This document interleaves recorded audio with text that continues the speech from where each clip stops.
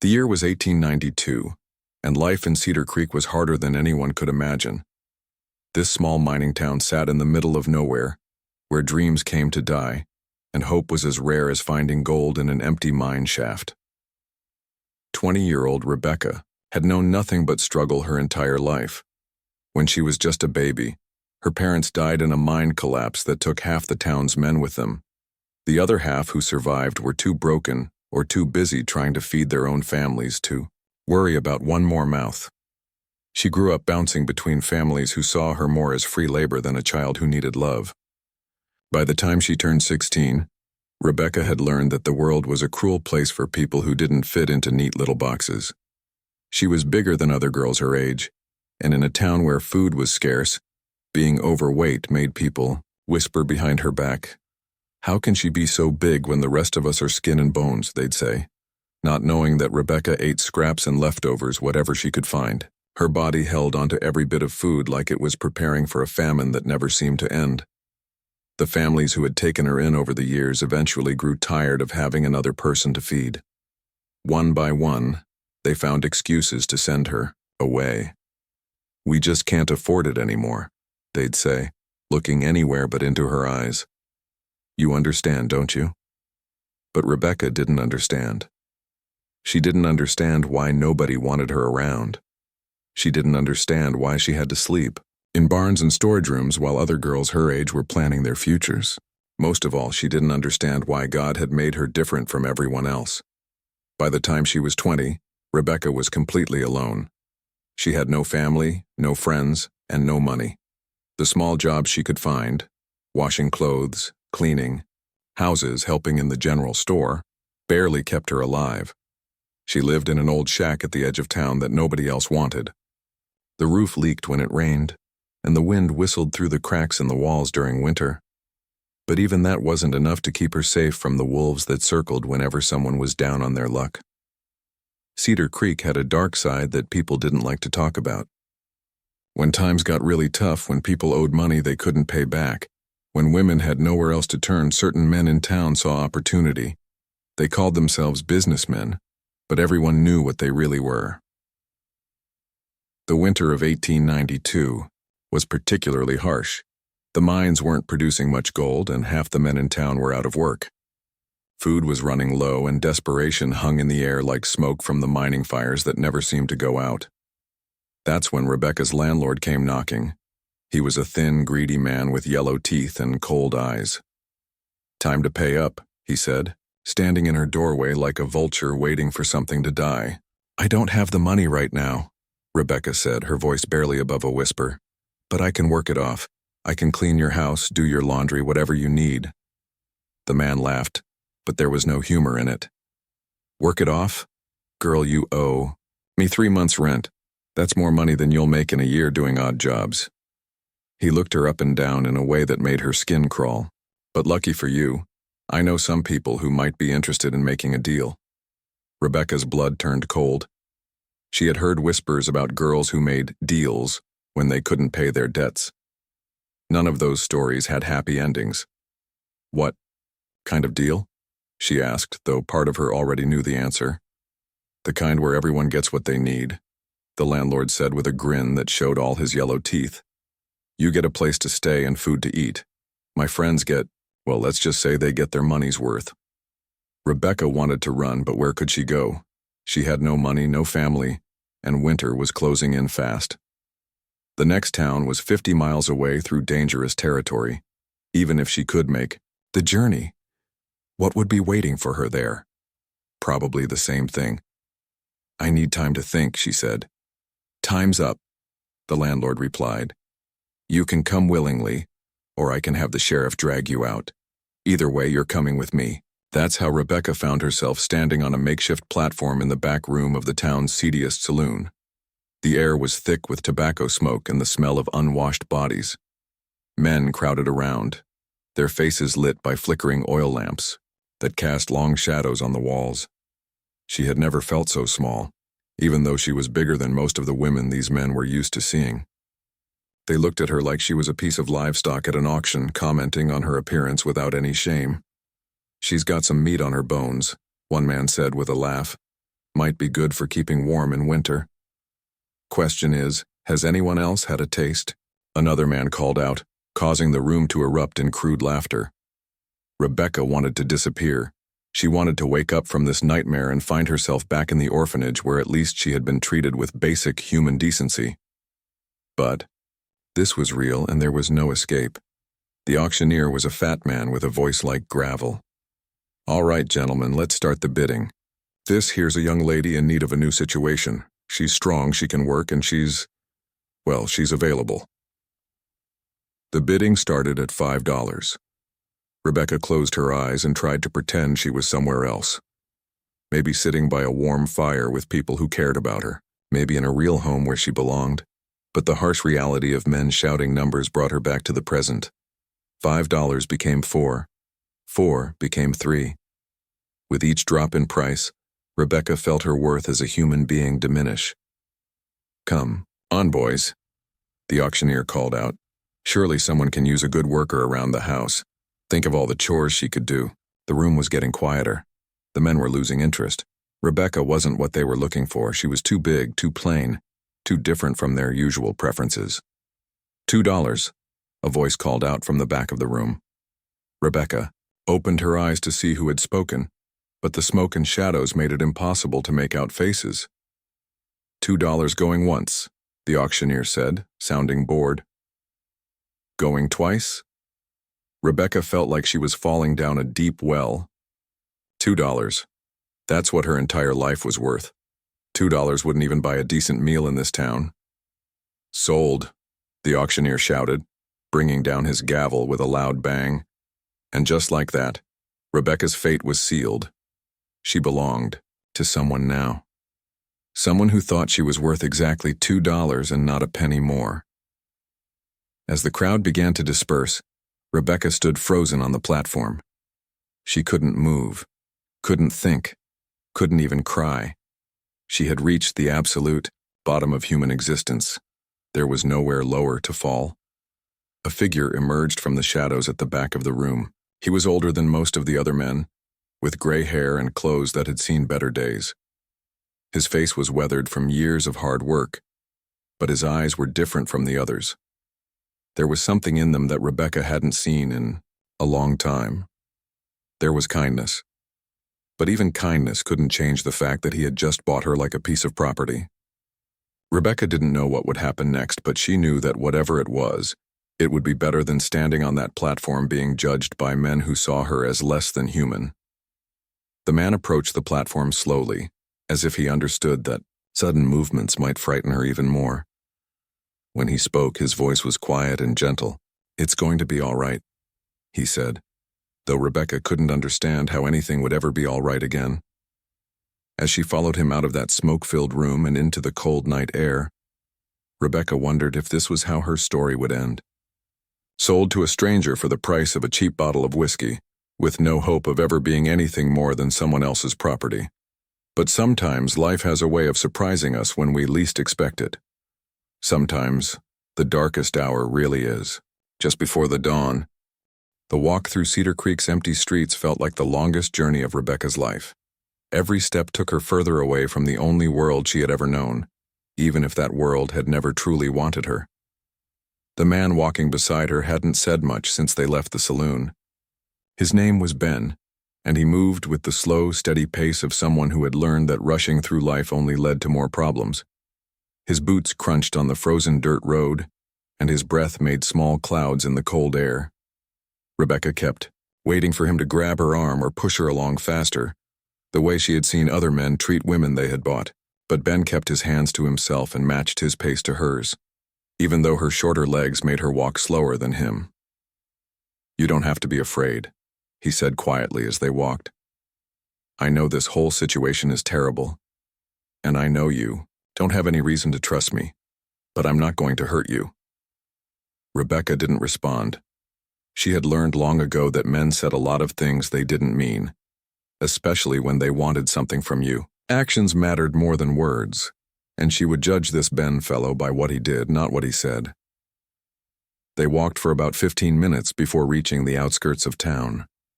Ben's home was a small wooden cabin that looked like it had been built by someone who cared more about making it sturdy than making it pretty. The roof didn't sag, the walls looked solid, and there was a thin stream of smoke coming from the chimney. "It's not much," Ben said as he opened the door, "but it's warm and dry and the roof doesn't leak." The inside of the cabin was simple but clean. There was a stone fireplace with a good fire burning, a small kitchen table with 2 chairs, and a bed in the corner that was neatly made with thick blankets.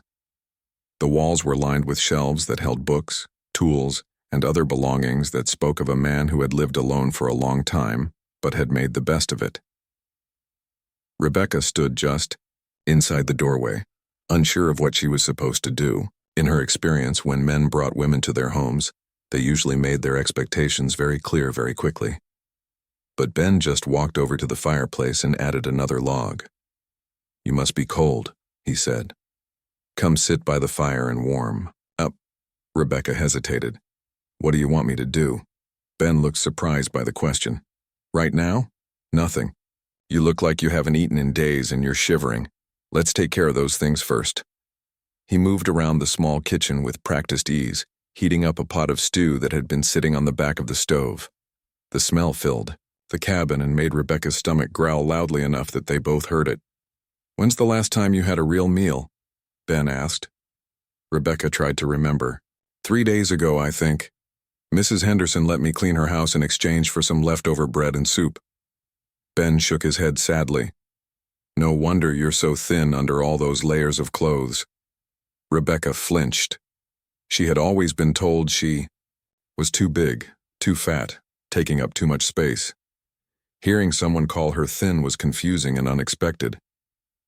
Ben noticed her reaction. "I'm sorry, I didn't mean to upset you. I just meant that you look like someone who hasn't been eating regularly." He ladled stew into a bowl and set it on the table, then gestured for her to sit down. Rebecca approached the table carefully, still waiting for the catch. There was always a catch. The stew was better than anything she had tasted in months. Real meat, vegetables that weren't rotting, broth that was rich and warm. She tried to eat slowly and politely, but her body took over, and she found herself eating faster than she meant to. "Slow down," Ben said gently. "There's plenty more and no one's going to take it away from you." Rebecca forced herself to slow down, embarrassed by her desperation. "I'm sorry. I know I'm eating like an animal." "You're eating like someone who's been hungry for too long," Ben corrected. "There's a difference." As she ate, Ben sat across from her with his own bowl of stew. He didn't stare at her or make her feel uncomfortable. Instead, he looked out the window at the dark night beyond. "I want you to know something," he said after a while. "I didn't go to that auction looking to buy anyone. I was just walking past and heard what was happening inside. When I saw you standing there looking so scared and alone, I couldn't just walk away." Rebecca looked up from her bowl. "Why?" Ben was quiet for a long moment. "I guess because I know what it's like to feel like nobody in the world gives a damn about you. I've been alone for most of my adult life, and there were times when I wondered if anyone would even notice if I just disappeared." "But you're a man," Rebecca said. "You can go wherever you want, do whatever you want. Nobody tries to sell you." "You're right," Ben agreed. "I can't pretend to understand what it's like to be a woman in your situation. But I do understand what it feels like to be invisible, to feel like you don't matter to anyone." Rebecca finished her stew and set down her spoon. The warmth of the food and the fire was making her sleepy, but she was still afraid to let her guard down completely. "What happens now?" she asked. Ben stood up and cleared the bowls from the table. "Now you get some rest. Tomorrow we can figure out what comes next. Where am I supposed to sleep?" Ben pointed to the bed in the corner. "There. I've got some blankets and I can sleep on the floor by the fire." Rebecca stared at him. "You're giving me your bed?" "It's the only bed," Ben said simply. "And you've been through enough tonight. You deserve to sleep somewhere comfortable." This was not what Rebecca had expected. Everything about this situation was different from what she had been dreading. Ben wasn't treating her like property he had purchased. He was treating her like a human being who deserved basic kindness. I don't understand, she said. You paid money for me. Don't you want— I don't want anything from you, Ben said firmly. Not tonight, not ever. What happened in that saloon was wrong, and I'm not going to make it worse by taking advantage of you. Rebecca felt tears starting to form in her eyes. She had been so prepared for the worst that this unexpected kindness was almost harder to handle than cruelty would have been. Why are you being nice to me? She whispered. Ben looked at her with those kind eyes she had noticed in the saloon. Because everyone deserves to be treated with decency. Because you're a human being, not a piece of property. And because someone should have been kind to you a long time ago. That night, as Rebecca lay in Ben's bed listening to him settle down, on the floor near the fireplace she stared up at the ceiling and tried to make sense of what had happened. For the first time in years she felt safe. She felt warm and fed and protected, but she also felt confused. In her experience, kindness always came with a price. People were nice to you when they wanted something from you. So what did Ben want? As the fire crackled and settled and Ben's breathing became slow and even, Rebecca began to wonder if maybe, just maybe, some people were kind simply because it was the right thing to do. It was a dangerous thought. Hope had always been her enemy because it made the disappointments hurt worse. But lying there in that warm, dry cabin with a full stomach and a roof over her head, Rebecca allowed herself to hope that maybe her luck was finally starting to change. Outside, the wind howled through the mountains surrounding Cedar Creek, but inside the little cabin everything was peaceful and quiet. For the first time in longer than she could remember, Rebecca fell asleep without worrying about what tomorrow would bring. She didn't know it yet, but this was the beginning of the most important friendship of her life. This was the night that would change everything. Rebecca woke up the next morning to the smell of coffee and bacon cooking. For a moment she forgot where she was and thought she might be dreaming. It had been so long since she had woken up to the sounds and smells of someone else making breakfast.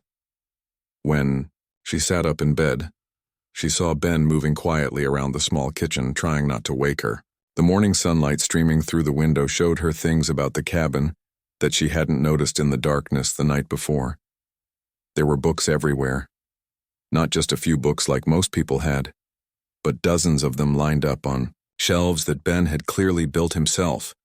There were books about mining and farming, books of poetry and stories, and even some books that looked like they might be about medicine. "Good morning," Ben said when he noticed she was awake. "I hope the smell of food didn't wake you up. I was trying to be quiet." "I don't mind," Rebecca said, sitting up fully. "It smells wonderful." She was still wearing the same dress she had worn to the auction, and she felt dirty and rumpled. Ben seemed to notice her discomfort. "There's a wash basin behind that screen over there," he said, pointing to a corner of the cabin.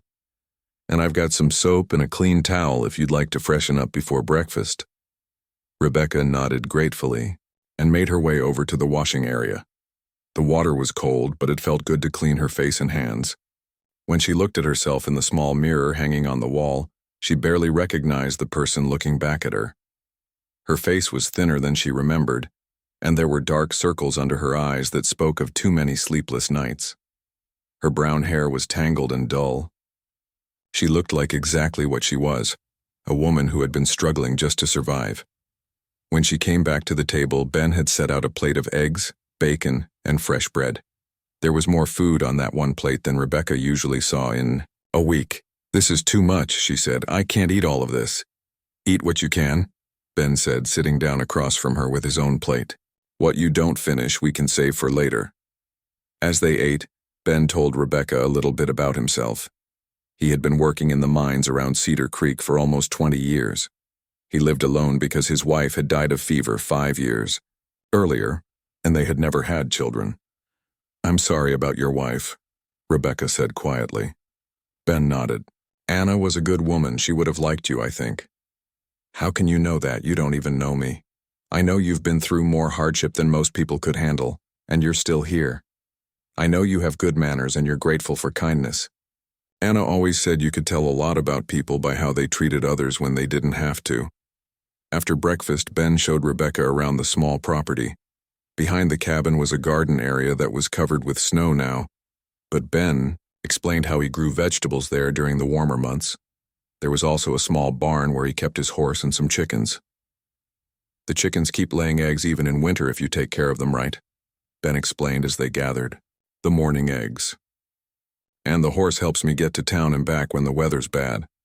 Rebecca watched Ben work and began to understand that he wasn't just surviving out here, he was actually living pretty well. He had created a life for himself that was simple, but comfortable. How do you know how to do all this, she asked. You learn things when you have to, Ben said. When Anna died, I had to figure out how to cook and clean and take care of the house. When I decided I didn't want to depend on the company store for everything, I learned how to grow my own food. Could you teach me? Rebecca asked, then immediately felt foolish for asking. I mean, if I'm going to be staying here for a while? Ben stopped what he was doing and looked at her seriously. Rebecca, I want you to understand something. You're not my prisoner. You're not my servant. You can leave any time you want to go, but if you want to stay, you're welcome here for as long as you need. But you paid money for me, Rebecca said, confused. Don't you want to get something back for that? Ben shook his head. The only thing I want is to know that you're safe and fed and treated with respect. If that means losing $2, then so be it. Rebecca stared at him, trying to understand this strange man who seemed to expect nothing from her except maybe some company. Over the next few weeks, Rebecca began to settle into a routine at Ben's cabin. She insisted on helping with the cooking and cleaning, not because Ben demanded it, but because she wanted to contribute something. She had never been in a situation where someone took care of her without expecting something in return, and it made her uncomfortable at first. But Ben was patient with her suspicions and fears. When she flinched away from his hand if he reached past her for something, he didn't get angry. When she apologized constantly for taking up space or eating too much, he gently reminded her that she belonged there just as much as he did. You don't have to earn your place here, he told her one evening as they sat by the fire. You deserve kindness just because you're human. Slowly, Rebecca began to believe him. She started to relax, to speak up when she had opinions about things, to laugh at Ben's stories about the other miners in town. She discovered that Ben was actually quite funny when he wasn't being serious, and that he loved to read in the evenings. Would you like me to teach you to read better? He asked one night after noticing her looking longingly at his books. I can read a little, Rebecca said, but not very well. Nobody ever had time to teach me properly. Well, I've got time, Ben said, pulling a book of simple stories off the shelf. And you've got a good mind, I can tell. The reading lessons became Rebecca's favorite part of each day. Ben was a patient teacher, never making her feel stupid when she struggled with a word. Slowly, she began to make progress, and the words on the pages started to make sense. With literacy came confidence, and with confidence came curiosity. Rebecca started asking Ben questions about everything: how the mining worked, what life was like in other places, what he thought about politics and religion, and all the things that people usually discussed. Ben answered all her questions thoughtfully, and sometimes he would ask her what she thought about things too. Rebecca had never had anyone ask for her opinions before, and at first she wasn't sure she had any. But gradually, she discovered that she did have thoughts and ideas about the world around her. One morning, about a month after she had arrived, at the cabin, Rebecca was gathering eggs when she heard voices coming from the front of the house. Through the barn window, she could see two men talking to Ben near the front door. She recognized one of them. It was the landlord who had forced her into the auction. The other man was wearing a badge, which meant he was probably the sheriff. Rebecca's heart started pounding. Had they come to take her back? Had Ben changed his mind about wanting her around? She crept closer to the window to try to hear what they were saying. Just checking to make sure everything's working out, the landlord was saying with his oily voice. The girl giving you any trouble? No trouble at all, Ben replied, and Rebecca could hear the edge in his voice even though he was trying to sound calm. Good, the sheriff said. We like to keep track of these arrangements, you understand. Make sure everyone's satisfied with their purchase. Rebecca felt sick. They were talking about her like she was livestock again. I'm satisfied, Ben said firmly, And I don't expect to need any help managing my own household." There was a long pause, and Rebecca held her breath. "Well, if you change your mind," the landlord said, "you know where to find us." Rebecca watched through the window as the two men walked away. Ben stood in the doorway for a long time, watching them go, before he finally came back inside. "You heard all that, didn't you?" he asked when he saw Rebecca standing by the window. Rebecca nodded, not trusting herself to speak. "Those men don't understand that some things are more important than money," Ben said quietly. "They think everything can be bought and sold, but they're wrong." "What if they come back?" Rebecca asked. "Then we'll deal with it," Ben said, "together." That night, as Rebecca lay in bed listening to the wind outside, she realized something had changed inside her. For the first time in her life, she felt like she had someone on her side, someone who would stand up for her and protect her, not because he owned her, but because he believed she deserved protection. It was a feeling she had never experienced before, and it made her want to become someone worthy of such loyalty. She was starting to understand that her value as a person wasn't determined by what others thought of her, but by what she thought of herself. And slowly, carefully, Rebecca was beginning to think that maybe she was worth something after all. Spring came early to Cedar Creek that year, and with it came changes that nobody could have predicted. As the snow melted and the first green shoots appeared in Ben's garden, Rebecca discovered something about herself that surprised everyone, including her. She was good with numbers. Really good.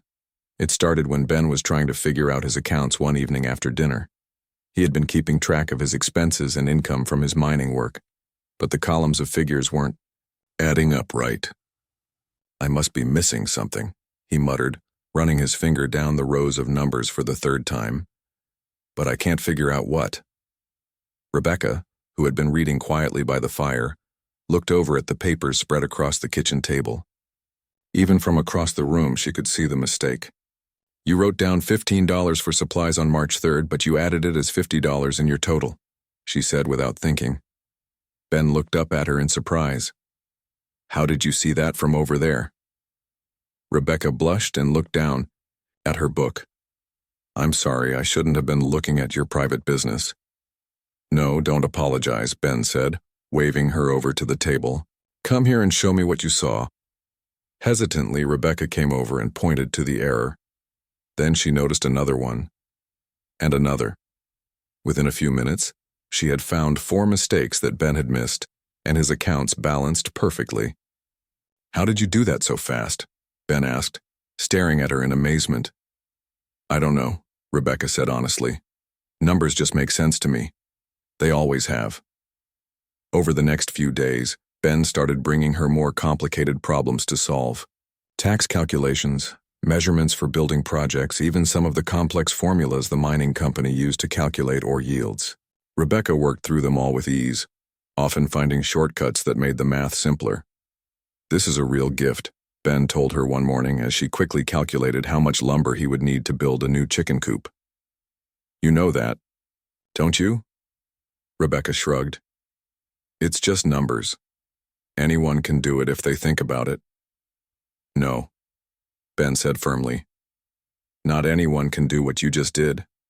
I've known grown men who worked in banks who couldn't solve problems that fast." It was the first time in Rebecca's life that anyone had told her she was genuinely good at something important. She had always been told she was useful for physical labor, washing, cleaning, lifting heavy things, but nobody had ever suggested she might be intelligent. Word of Rebecca's mathematical abilities spread quickly through Cedar Creek's small community. It started when Ben mentioned her skills to another miner, who asked if she might be able to help him figure out his taxes. Then the general store owner heard about it and asked if she could help him with his inventory calculations. Soon, people were coming to Ben's cabin regularly, asking for Rebecca's help with various numerical problems. She helped farmers calculate crop yields, helped miners figure out fair partnerships, and even helped some of the women in town manage their household budgets. At first, Rebecca was terrified of meeting with these people. She was still the same woman who had been sold at auction just a few months earlier. What would they think of her? What if they treated her with the same cruelty she had always known? But something surprising happened. When people needed her help, they treated her with respect. They called her Miss Rebecca and thanked her politely for her time. They paid her small amounts of money for her services, which made her feel like she was earning her way in the world for the first time. "It's funny," she said to Ben one evening, after helping 3 different families with their finances. "When people need something from me, they're nice to me, but when I needed something from them, they treated me like garbage." "That's how the world works sometimes," Ben agreed. "People respect what's useful to them, but the trick is remembering that your worth doesn't depend on whether other people recognize it or not." As spring turned into summer, Rebecca's confidence continued to grow. She started offering suggestions for improving people's financial situations, not just solving their immediate problems. She helped one family reorganize their farm expenses so they could save money for their daughter's wedding. She showed another family how to budget for their son's education. Most importantly, she began to speak up for herself. When the banker in town tried to shortchange her payment for a complicated calculation job, Rebecca politely but firmly insisted on receiving the full amount they had agreed upon. "That's not how we usually do business with your kind of people," the banker said with a sneer. "Then maybe you should change how you do business," Rebecca replied calmly. "Because my work is worth exactly what you promised to pay, regardless of what kind of person you think I am." The banker paid her the full amount. Ben was proud of her, but he was also starting to worry. Rebecca was becoming well known in town, and not everyone was happy about it. Some people resented that a woman who had been auctioned off like livestock was now making more money than they were. Others didn't like the idea of a woman being good at something they considered men's work. The tension came to a head one afternoon when Rebecca was walking back from the general store. A group of men who had been drinking at the saloon decided to have some fun with the woman who thought she was so smart. "Look who thinks she's better than everyone else now," one of them called out. "The $2 girl playing at being a businesswoman." Rebecca kept walking, but the men followed her. "Hey, we're talking to you," another man said, grabbing her arm. "You think you're too good to talk to us now that you're making money."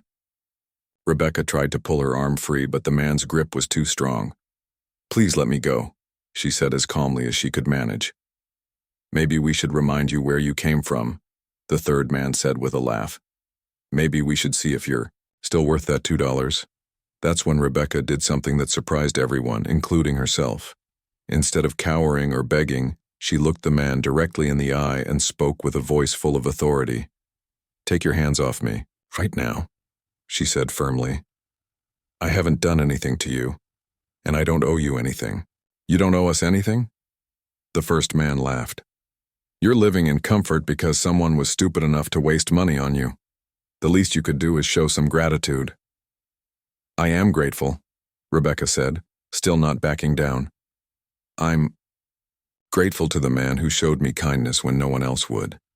I'm grateful for the chance to work and earn my own way. But I don't owe you or anyone else an explanation for how I choose to live my life." By this time, a small crowd had gathered to watch the confrontation. Some people looked uncomfortable, but nobody stepped in to help. "You've got a smart mouth now," the man holding her arm said.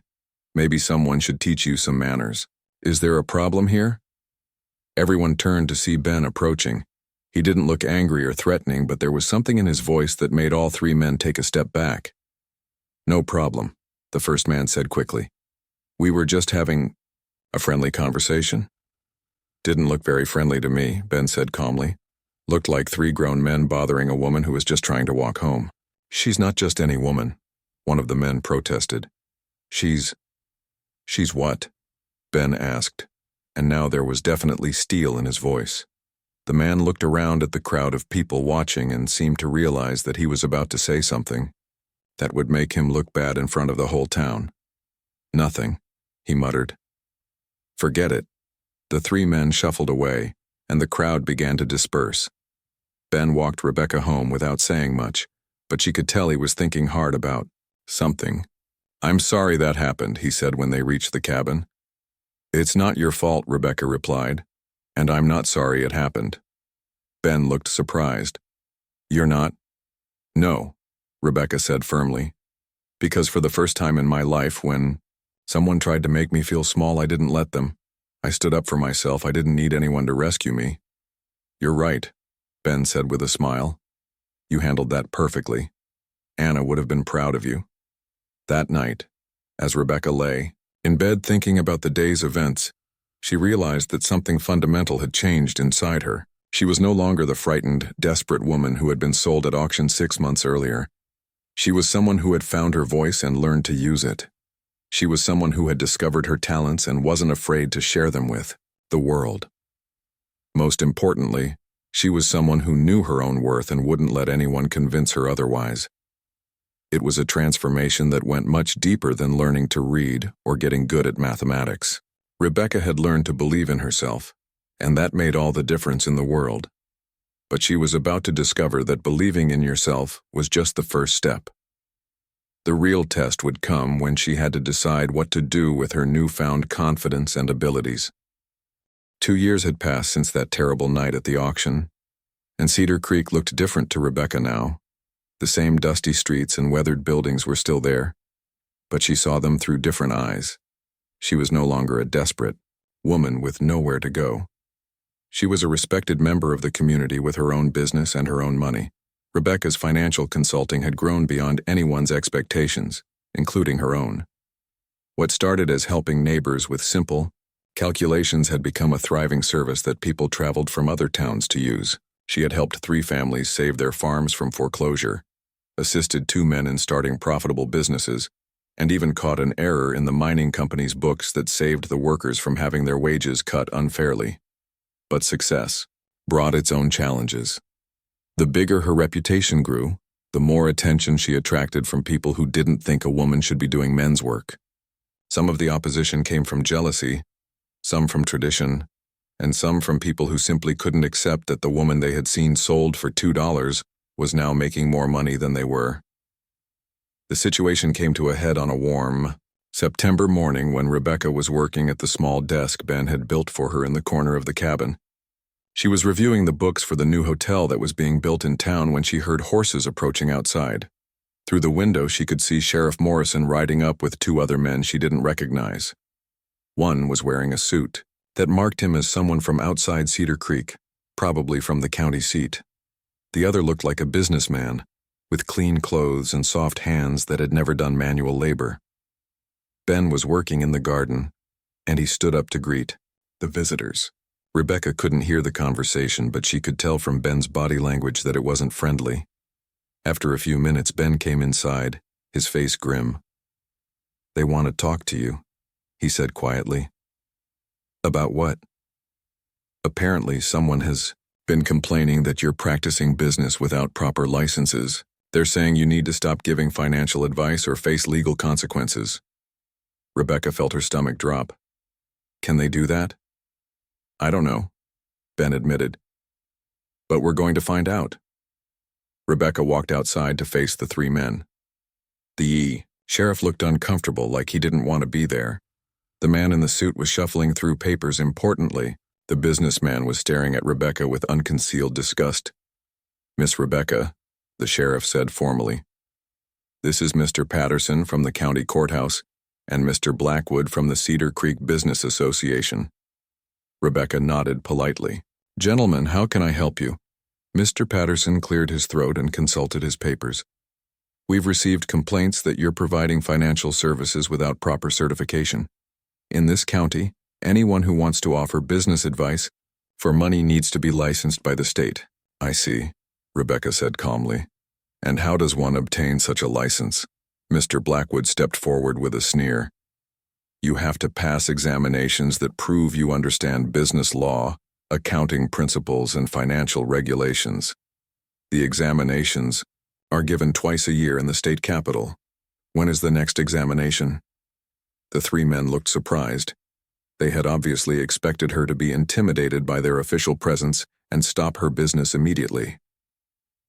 "Next month," Mr. Patterson said reluctantly, "but the application deadline has already passed." "And when is the examination after that?" "Spring," Mr. Blackwood said, "but you can't seriously be thinking of taking it. The pass rate is less than 30%, even for men with college educations. Rebecca smiled politely. I appreciate the information, gentlemen. Is there anything else I can help you with? Mr. Blackwood's face turned red. Don't you understand what we're telling you? You need to stop this nonsense immediately. You're embarrassing yourself in this entire town. How am I embarrassing anyone? By pretending to be something you're not, Mr. Blackwood exploded. You're a woman who was sold at auction for $2. You belong in a kitchen or a laundry, not giving business advice to respectable people. The silence that followed was thick with tension. Ben took a step forward, his hands clenched into fists, but Rebecca held up her hand to stop him. Mr. Blackwood, she said in a voice that was perfectly calm but somehow made all three men take a step back. I understand that you find my success threatening. I understand that it challenges your beliefs about what women are capable of and what people like me deserve. She paused, looking each of the men in the eye. But here's what you need to understand about me. I have spent the last 2 years building a reputation based on competence and integrity. I have helped dozens of families improve their financial situations. I have saved people from bankruptcy and helped them build better lives for their children. Another pause. So, when you tell me, I need to stop helping people because some men in this town are uncomfortable with my success, my answer is no. When you tell me I should go back to being invisible because that makes you feel better about yourselves, my answer is no. Mr. Blackwood sputtered, but Rebecca wasn't finished. I will apply for the next licensing examination. I will study every law and regulation they require, and I will pass their test not because I have to prove anything to you, but because I believe in doing things the right way. She looked directly at Mr. Blackwood. And when I have that license, when I am officially certified by the state to do exactly what I'm already doing better than most men in this business, I hope you'll remember this conversation. The three men left shortly after that, but Rebecca knew this wasn't over. Word of the confrontation spread quickly through town and opinions were divided. Some people supported Rebecca and thought she was being treated unfairly. Others agreed with Mr. Blackwood that she was stepping out of her proper place. Are you sure about this? Ben asked that evening as they sat by the fire. Those examinations are designed to keep people out, not let them in, and even if you pass, you'll still face opposition from men who don't want women in business. Rebecca was quiet for a long moment, staring into the flames. Do you remember what you told me the first night I was here? You said that everyone deserves to be treated with decency. I remember. Well, I think everyone also deserves the chance to become the best version of themselves. For most of my life, people told me I was worthless, that I should be grateful for scraps and never expect more than survival. She looked at Ben with eyes that burned with determination. But you showed me that I was worth more than that. You helped me discover abilities I didn't know I had. You gave me the confidence to use those abilities to help other people. So you're going to take the examination. I'm going to take the examination, Rebecca confirmed, and I'm going to pass it. The next 6 months were the hardest of Rebecca's life, but they were also the most rewarding. She continued her consulting work to earn money for the trip to Hawaii, the state capital, but every spare moment was spent studying. Ben helped her obtain textbooks on business law and accounting principles. She corresponded with licensed financial advisors in other counties, asking for advice and guidance. Most importantly, she studied the examination records to understand exactly what would be required of her. She learned that the test covered everything from basic mathematics to complex legal regulations. She would have to demonstrate knowledge of banking laws, investment principles, tax codes, and business ethics. Many people thought she was wasting her time. Even some of her supporters suggested that she was setting herself up for public humiliation. But Rebecca had learned something important about herself over the past 2 years. She had learned that she was capable of far more than anyone had ever imagined, including herself. She had learned that the only limitations that really mattered were the ones she accepted.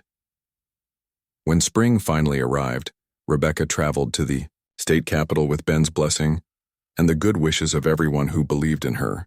The examination was held in a large building filled with men in expensive suits who looked at her with curiosity and amusement. She was the only woman taking the test. The examination lasted 2 days and covered every aspect of financial services. Rebecca answered questions about loan calculations, business partnerships, tax implications, and legal responsibilities.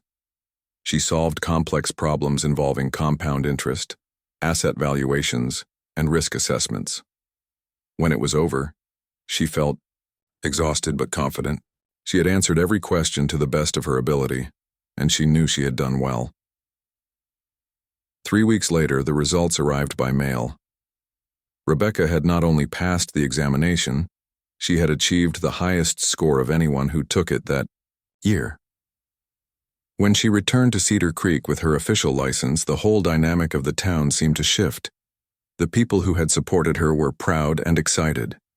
The people who had opposed her were forced to acknowledge that she had legitimately earned her place in the business community. Mr. Blackwood never apologized, but he stopped actively opposing her work. More importantly, several other women in town began asking Rebecca for advice about starting their own businesses. "You've started something here," Ben told her one evening, as they watched the sunset from the porch of their cabin. "Other women are going to see what you've accomplished, and they're going to realize they can accomplish things too."